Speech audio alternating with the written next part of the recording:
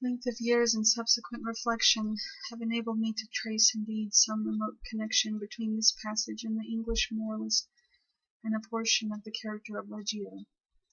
An intensity in thought, action, or speech was possibly in her a result, or at least an index of that gigantic volition which, during our long intercourse, failed to give other and more immediate evidence of its existence.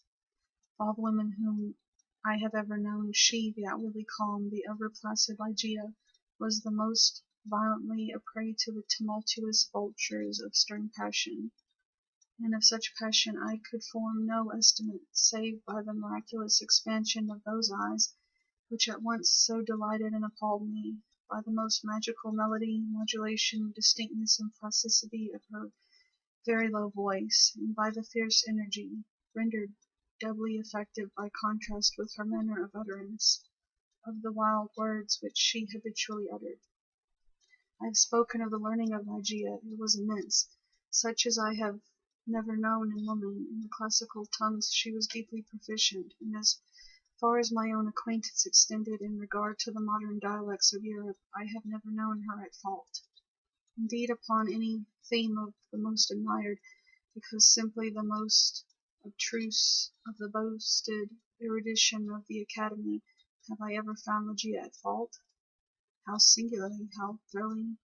This one point in the nature of my wife has forced itself, at this late period only, upon my attention. I said her knowledge was as such as I have never known in woman, but where breathes the man who has traversed, and successfully, all the wide areas of moral, physical, and mathematical science. I saw not then what I now clearly perceive, and the acquisitions of Ligea were gigantic, or astounding, yet I was sufficiently aware of her infinite supremacy to resign myself with a childlike confidence to her guidance through the chaotic world of metaphysical investigation, at which I was most busily occupied during the earlier years of our marriage. With how vast a triumph, with how vivid a delight, with how much of all that is ethereal and hope, did I feel as she bent over me in my studies, but little sought, but less known, that delicious vista by slow degrees expanding before me, down whose long, gorgeous, and all-untrodden path I might at length pass onward to the goal of a wisdom too divinely precious not to be forbidden. How poignant then must have been the grief with which, after some years, I beheld my well-grounded expectations take wings to themselves and fly away. Without Ligea I was but as a child groping benighted. Her presence, her readings alone, rendered vividly luminous the many mysteries of the transcendentalism in which we were immersed.